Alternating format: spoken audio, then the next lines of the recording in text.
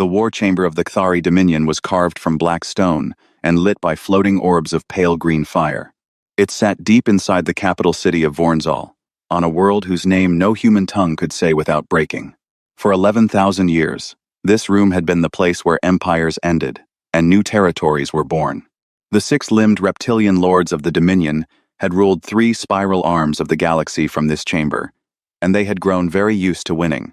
High Warlord Vex's Hall the Unbroken sat on his stone throne and looked down at the strategic council below him. His scales were the color of old copper, and his eyes were yellow slits that had not blinked in hours. Around him stood his admirals, his spies, and his war priests. On the floor of the chamber, a great holographic map glowed with the stars of the galaxy. One small blue-green dot pulsed at the edge of the display. "Show me the target," Vexjal said. The map shifted. The small blue dot grew larger until it filled the center of the chamber. It was a planet, a single, unremarkable planet, with one moon and a thin ring of tiny metal objects in orbit around it. "This is Sol 3, said the chief intelligence analyst, a tall Kthari named Drothkan. "The locals call it Earth. The species is called human. They are a tier 7 primitive civilization." Vex's hail made a low sound in his throat. Tier 7 was almost not worth his time. Tier 7 species were barely past the point of killing each other with sticks. "Give me the report," he ordered. Drothkan nodded and began to speak. The humans, he explained, had only discovered space travel about 100 of their years ago. They had split the atom, yes, but they had not yet built a single city on another world. Their technology was crude. Their ships were slow. They had no energy shields, no plasma weapons, no gravitic drives. Their bodies were soft and weak. They had no claws, no armor plates, no venom, no extra limbs. They were, in every way that mattered to the Kthari, an embarrassment. "Subjugation time?" Vexjal asked. 18 cycles, High Warlord. Perhaps less. The humans fight among themselves constantly. They are divided into nearly 200 small tribes they call nations. We expect many of them will surrender to us just to spite their neighbors. The council laughed. It was a cold, clicking sound, like stones rattling in a jar, but one voice did not laugh. At the back of the chamber, a small, old Kthari with faded scales raised one of her 6 hands. Her name was Sarathi, and she was a xenobiologist. She had spent her whole long life studying the creatures of 1,000 worlds. She was not a warrior. She was not important. But she had read something in the human records that had kept her awake for many nights. "High Warlord," she said. "May I speak?" Vex's hail looked at her with mild annoyance. "Speak then." Quickly. Sarathi stepped forward. Her voice was thin, but steady. "The humans are a tier, 7 species by our measurements," she said. "That is true, but I have studied the history of their homeworld. I have looked at the creatures that lived beside them, and I have found something that troubles me greatly." "Go on," said the High Warlord. "Every species that shared the human homeworld with them is gone," Sarathi said. "Or nearly gone. Or changed beyond recognition. There were once 6 kinds of large predator on the main land masses of Earth. The humans killed 5 of them and tamed the 6th. There were once great herds of beasts that covered their plains for as far as the eye could see. The humans ate them, one by one, until only small numbers remained in protected zones. There were once other species of human, too. Different kinds. Cousins, you might say. The humans killed them all, or bred them out of existence. Tens of thousands of their years ago. The chamber had grown very quiet. "That is the nature of predators," said Drothkan. "Every apex species does this. The Kthari did this on our own homeworld long ago." "Yes," said Sarathi. "But we did it with our claws and our venom and our great strength. The humans have none of these things. They did it with something else." "With what?" asked Vexjal. Sarathi paused. She seemed to be choosing her words with great care. "They did it by walking," she said. "They are what biologists call persistence hunters. Their bodies are built to move slowly, and for a very, very long time. When a human wants to kill a creature, it does not chase it and catch it. It follows it, for hours, for days. It follows the creature as the creature runs, and rests, and runs, and rests. And the human never stops. The human never rests. The human walks, and walks, and walks, until the creature cannot run anymore, until the creature lies down from exhaustion. And then the human walks up to it, quietly, and kills it. The chamber was silent. They have one of the most efficient cooling systems in the known galaxy, Cesarethy continued. Their bodies sweat. They can shed heat while they move. Most creatures must stop to cool themselves. Humans do not. They can run under the noon sun of their homeworld for hours without breaking down. No other intelligent species we have found can do this. Not one. And what of it? Said Drothcan. This is interesting, perhaps, for your studies, but it is not a threat to a battle fleet. Sharathi turned her yellow eyes toward him. I am not telling you this as biology, she said. I am telling you this as a warning. A species that evolved to never, ever stop chasing its prey will not surrender when we defeat them in space. They will not stop when we take their cities. They will not stop when we kill half their population. They will follow us. For years. For generations. Until they catch us. Or we are dead. It is not a choice they make. It is what they are. Vexishal considered her words for a long moment. Then he made a dismissive gesture with two of his hands. Enough, he said. We have conquered creatures with claws longer than your whole body, old one.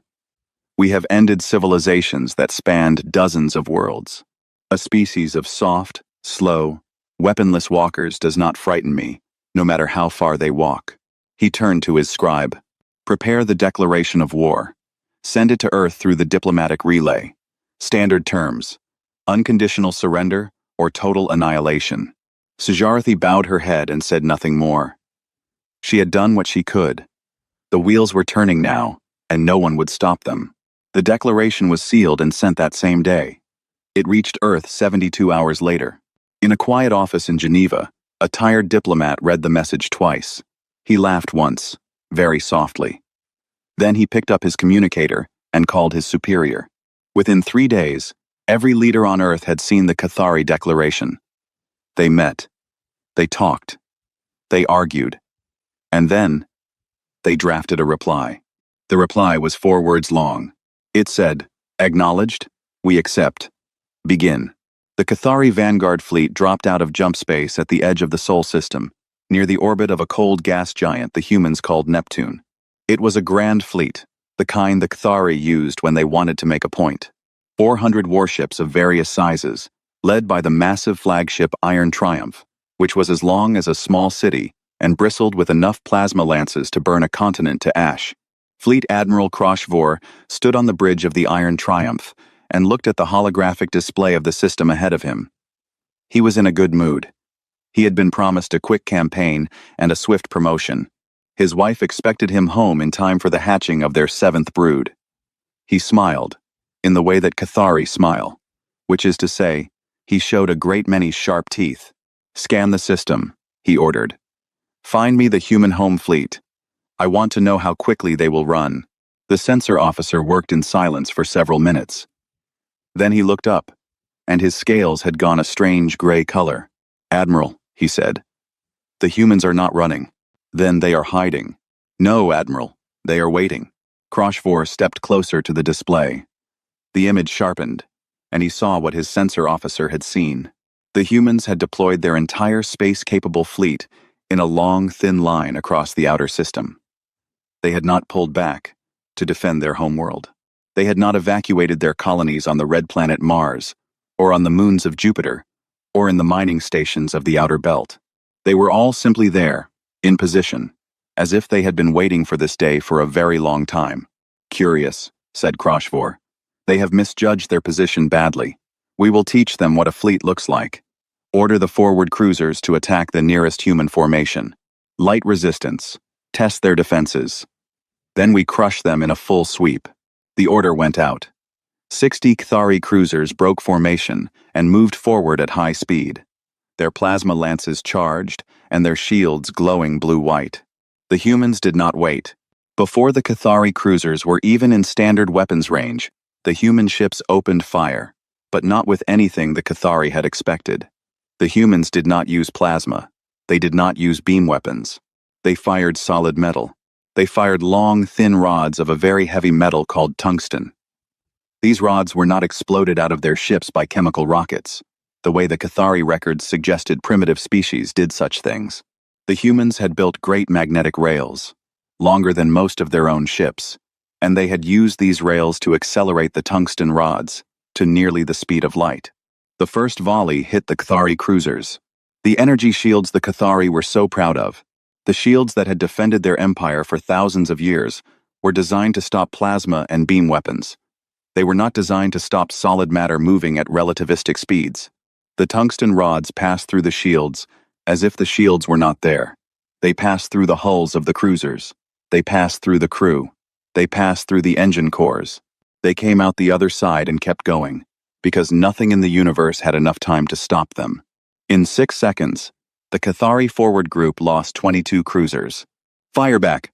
Kroshvor shouted. "All batteries, fire!" The Cathari fleet fired. Plasma lances cut through the black of space. Beam weapons cooked the void. The human ships were hit, and some were damaged, and a few were destroyed. But the humans had spread their fleet across a very wide area, and they had given each ship its own targeting solution. They did not clump together the way proper fleets did. They moved like a school of small fish, each one thinking for itself, each one hard to hit. And the humans kept firing those tungsten rods. By the end of the first hour, the Cathari vanguard had lost 120 ships. By the end of the third hour, they had lost 200. By the end of the sixth hour, Admiral Kroshvor ordered a retreat to the outer edge of the system. 43% of his vanguard was gone. The humans had lost less than 30 ships. In the quiet of his ready room, Kroshvor stared at the reports and tried to understand what had happened. It was not possible. A tier, 7 species did not do this. A tier, 7 species ran. A tier, 7 species begged. A tier, 7 species did not build weapons that ignored 10,000 years of Cathari shield technology. He ordered a different kind of attack. If they could not fight the humans in open space, they would board them. A Cathari boarding team, armored and armed with plasma blades, was considered among the most dangerous close combat forces in the galaxy. A single Cathari warrior could, in theory, kill dozens of soft-bodied humans before being overcome. 3 days later, a Cathari strike force managed to get close to a damaged human frigate. They matched velocity, breached the hull, and poured inside. The boarding team never reported back. When the Cathari fleet moved in to recover the frigate an hour later, the frigate was gone. The humans had rigged it to explode.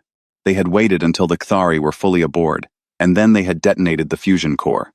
The explosion took the human frigate, the Cathari boarding team, a nearby Cathari destroyer, and 2 supply tenders with it. Kroshvor read the report of the incident 3 times. Then he called his intelligence officer to his ready room. "Bring me the files on the humans," he said. "All of them. I want to know what we are really fighting." For the next several hours, Kroshvor read. He read about a species that had spent most of its history at war with itself. He read about a period the humans called the First World War, in which young humans had lived for years in muddy trenches, being shelled and poisoned and shot at, and had still gone forward when ordered to go forward. He read about the Second World War, in which the humans had killed tens of millions of their own kind and then ended the whole thing with 2 atomic bombs. He read about a thing called the Pacific Theater, in which small groups of humans had held small islands against overwhelming forces, sometimes to the last soldier. He read about human children's stories, about the games human young played, about the songs human soldiers sang before battle. He read, and read, and read, and slowly his scales went from copper to a pale, sick gray. Meanwhile, back on the Cathari homeworld, in the great stone chamber, Sarathi had finally been granted a new audience with the High Warlord. She did not gloat. She did not say, "I told you so." She simply put the reports on the stone table in front of Vex's Jal and let him read them. When he was done, he looked at her with something new in his eyes. Not quite fear. The Cathari did not feel fear, but something close to it. "Explain to me," he said, "what we have done." Sarathi folded 2 of her hands together. "You declared war," she said quietly, "on the only species in the galactic record that treats warfare as something close to a hobby. A species that invented peace only as a short rest between wars. A species whose greatest stories, passed down for thousands of years, are almost all about battles and soldiers and clever killers. She paused. And now, High Warlord, they are walking toward us, and they will not stop.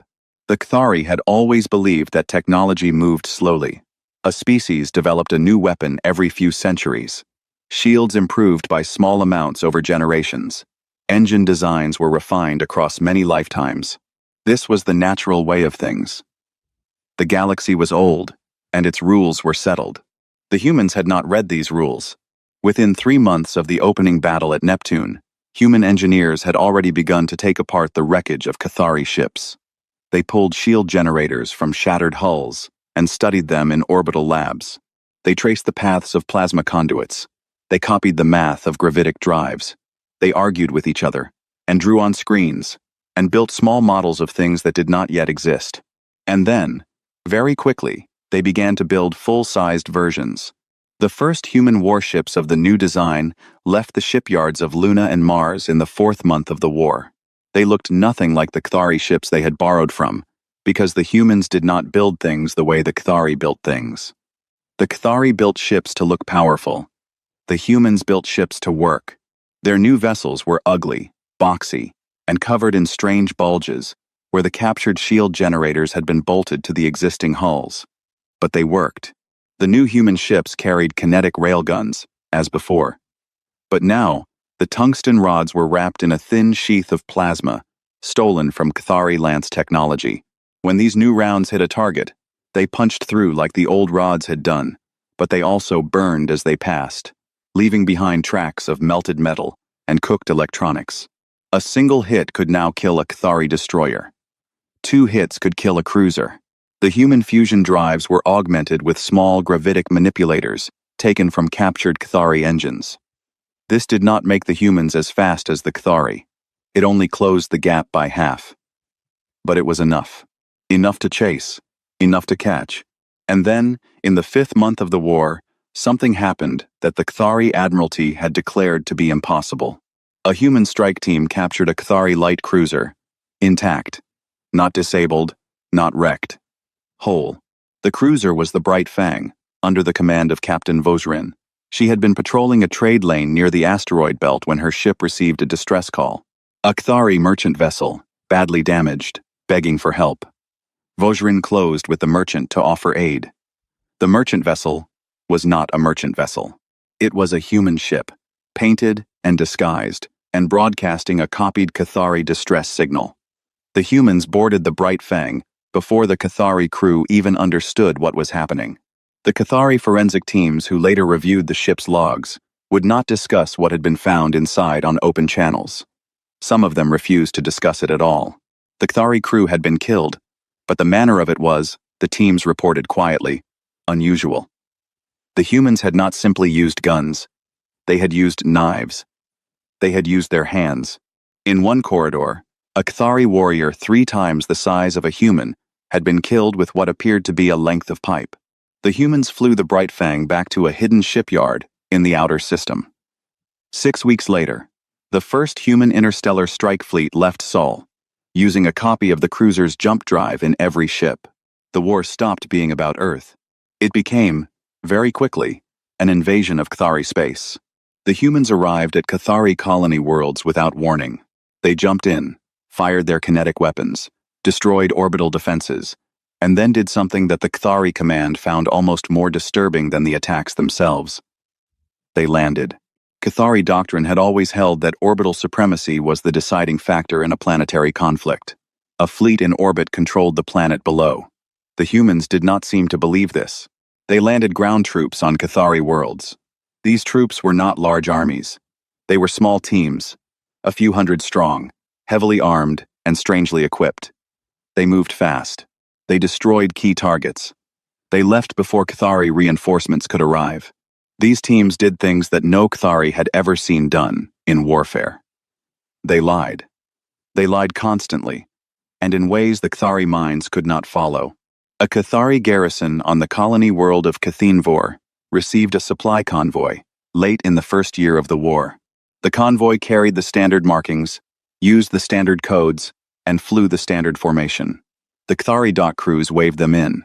The convoy docked at the main supply station and began to unload. For 9 full weeks, this supply convoy operated normally. Its crews ate in the Kthari mess halls. Its officers attended Kthari strategy meetings. It delivered real supplies, in real quantities, from real Kthari worlds.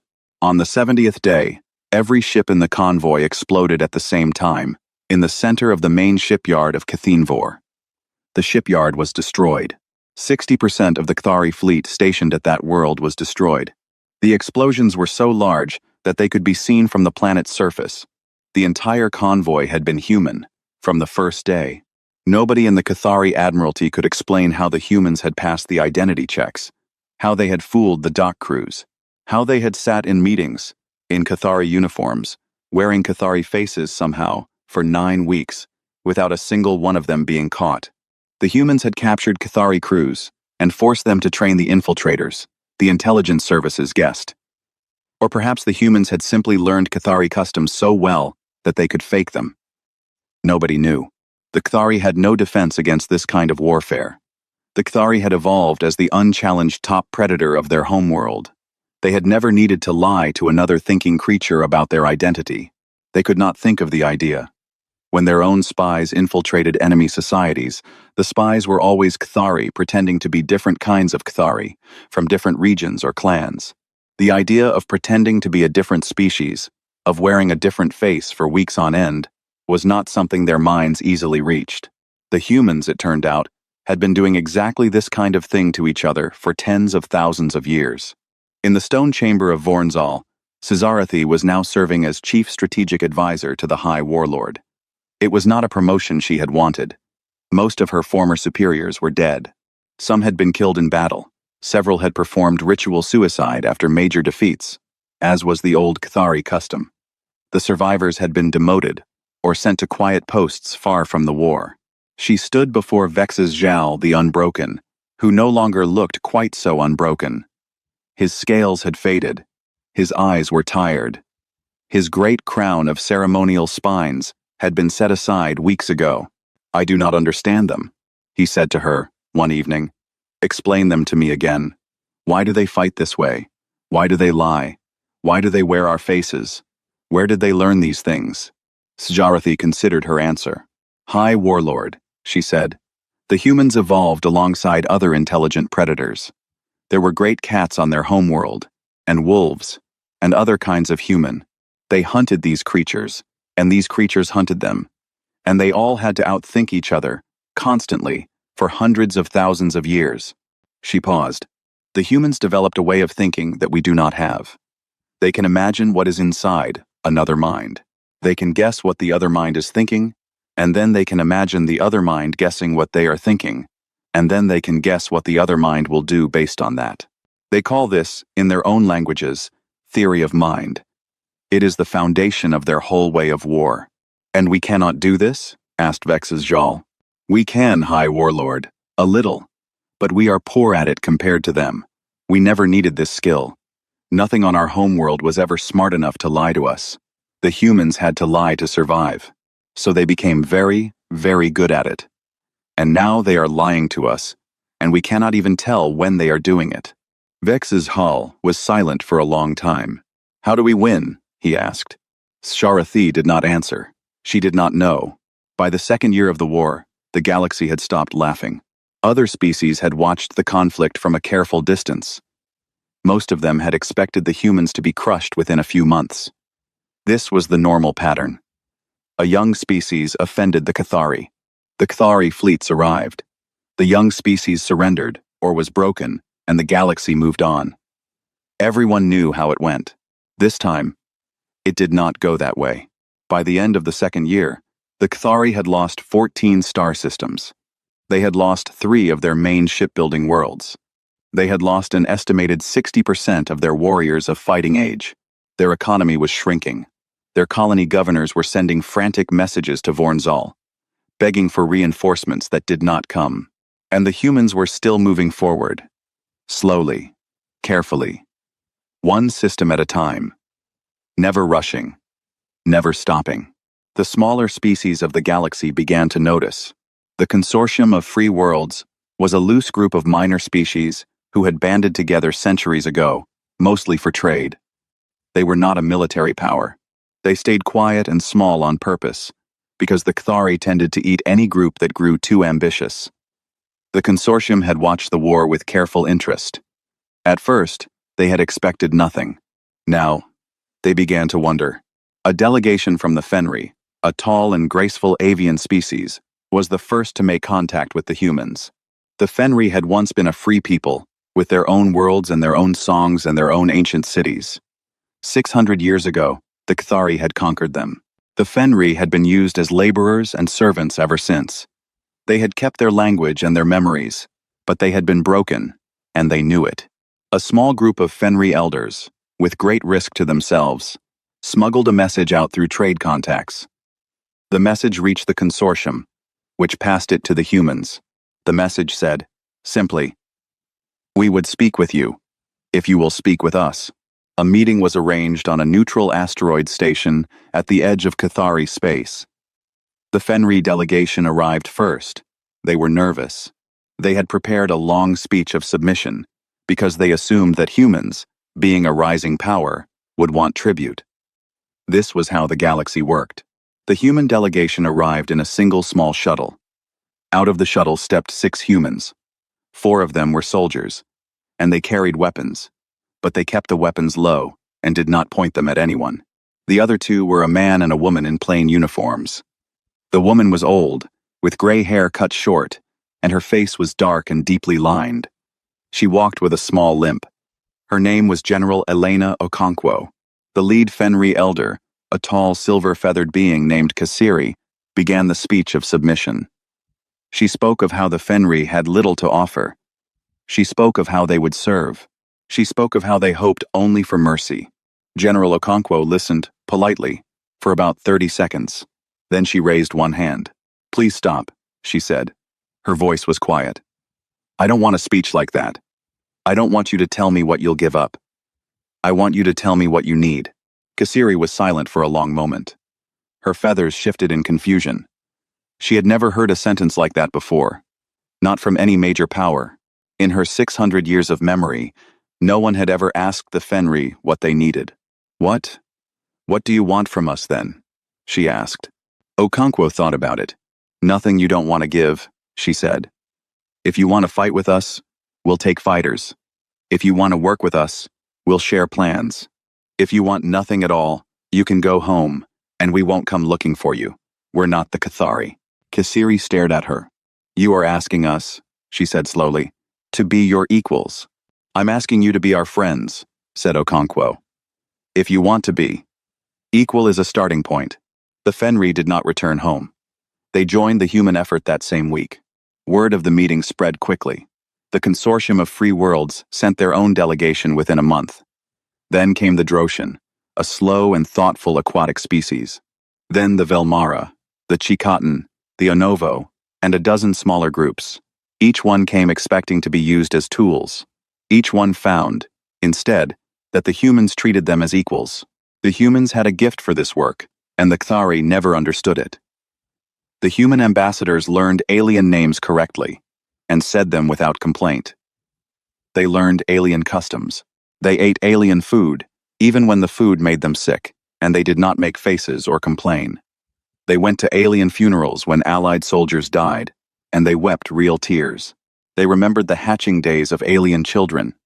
They told jokes. They made other species laugh. In the Cathari war room, these reports were read with growing horror. "They are winning the smaller species without firing a shot," said Cesarathi one evening to the High Warlord. "Every world we have oppressed, every species we have broken, is rising against us. Not because the humans forced them to, because the humans asked them nicely." "How is this possible?" said Vexjal. "Kindness is not a weapon." "On their world it is," said Sarathi. "Humans are social creatures. They live in very large groups. They have always needed to cooperate, or die. They have become, over the long ages, the best creatures in the galaxy at making other creatures want to help them. They do this without even thinking about it. A human ambassador does not plan to win hearts. The human ambassador simply is a human ambassador, and the hearts follow. Vex's Hal struck the stone of his throne with one clawed hand. Then we must break them, he said. We must use something they cannot defend against. Sarathi, you have studied their biology. You know their weaknesses. Design me a plague. A disease, tailored to their bodies, that will sweep their homeworld and end this war in a season. Sarathi went very still. High Warlord, she said carefully. This would be against the oldest laws of war. No species has used a bioweapon in this galaxy for 8,000 years. The humans have broken every other rule, said Vexjal. We will break this one. The project was authorized. A secret research facility was established on a small moon, far from the main battle lines. 40 of the Dominion's best bioengineers were brought there. They began work on a disease designed to kill humans, and only humans. The facility existed for 40 hours. On the 41st hour, a human strike team hit the facility from 3 sides at once. Their ships bypassed every sensor net. Their soldiers wore human-made stealth gear that the Cathari had not even known was possible. They killed the guards. They killed the scientists. They destroyed every sample of the disease.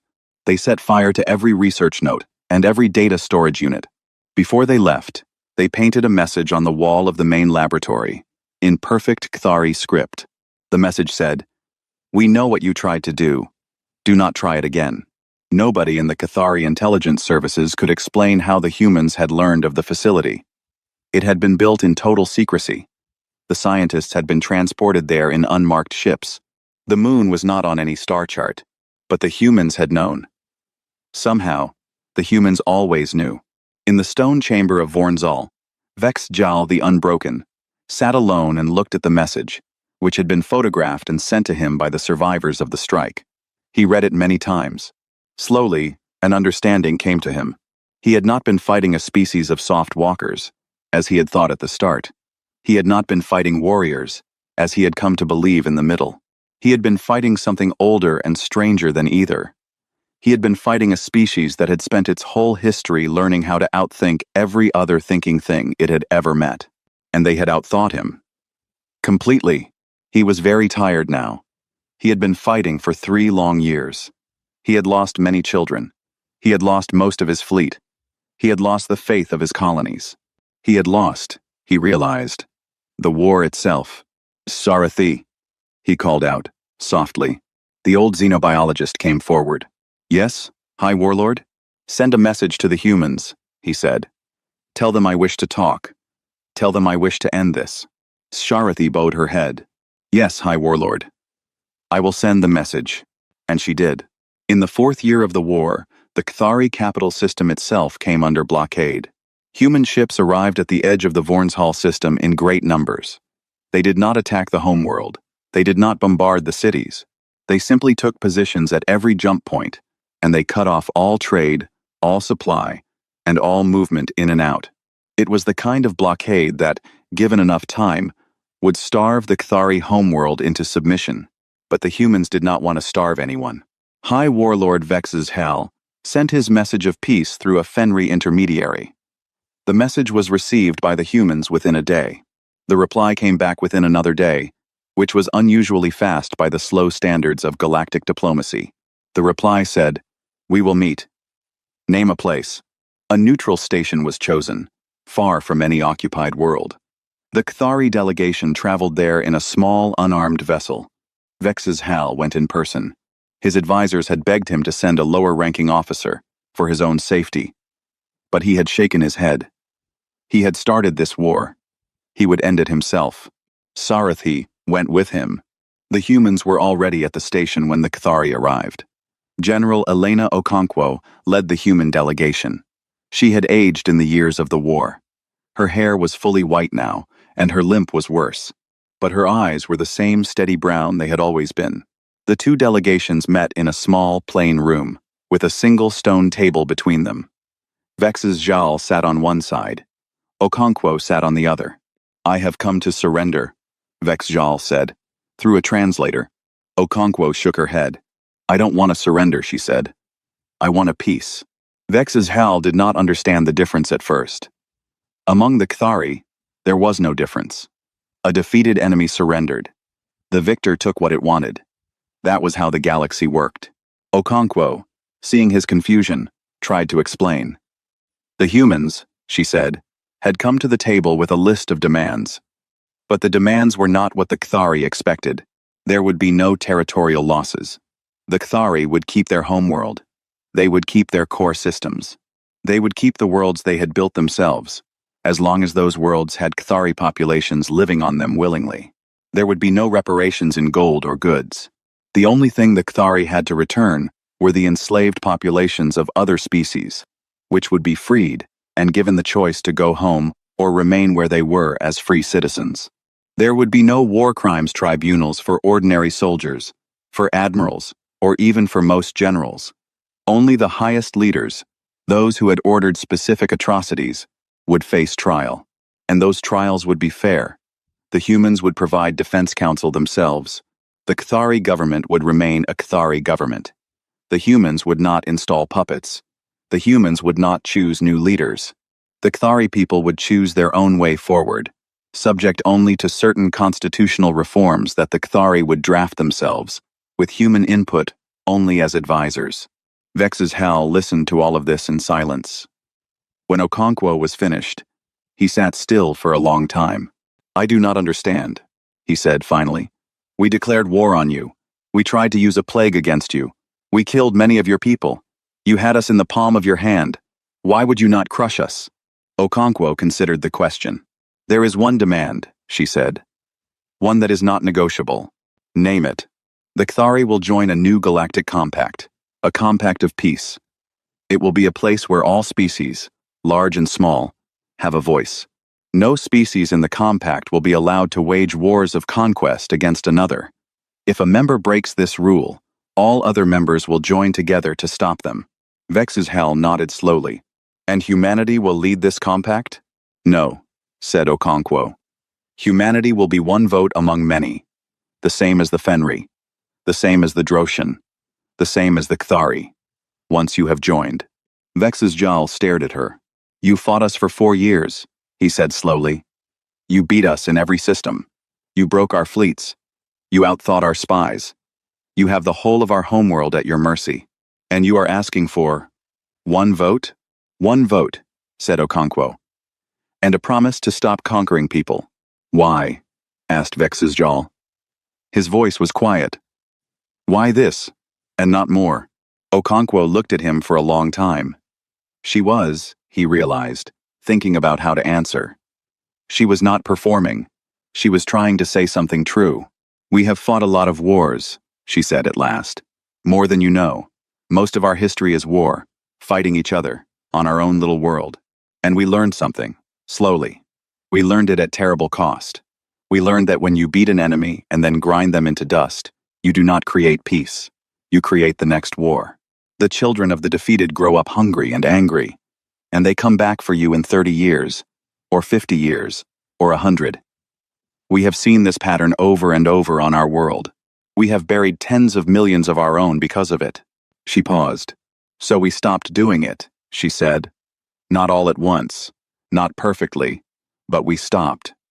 We learned that the only war worth winning is the one that ends in a peace the defeated can live with.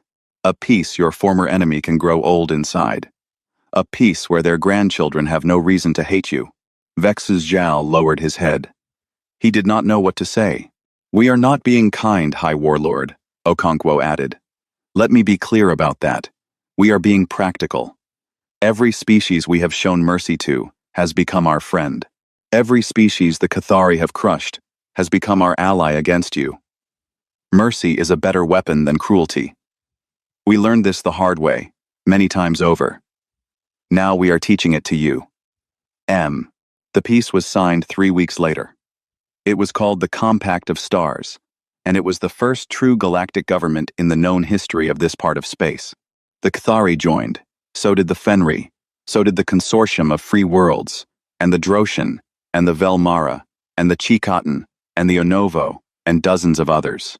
Humanity joined as one voting member, not more, not less. Cesarathi was named the first Kthari ambassador to the Compact. She was, at this point, very old, but she accepted the duty. She sat beside General Okonkwo at the opening ceremony of the Compact's first session.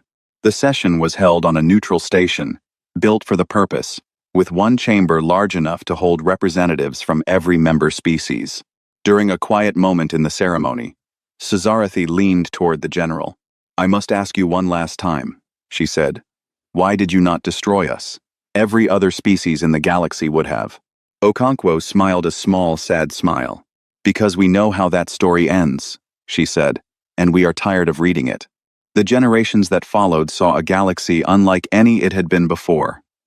Old enemies learned to trade. Old slaves became citizens. Old empires became republics. There were still disagreements, of course. There were still crimes. There were still small conflicts that had to be settled. But there were no more wars of conquest. The Compact held. Many generations later, a Cathari historian named Drethan Vra wrote the definitive history of the war. She worked on it for most of her long life, and when it was finished, it filled 7 large volumes. She ended her work with a single passage that would become famous throughout the galaxy. She wrote, "The humans were not the most powerful species we ever encountered. They were not the most advanced.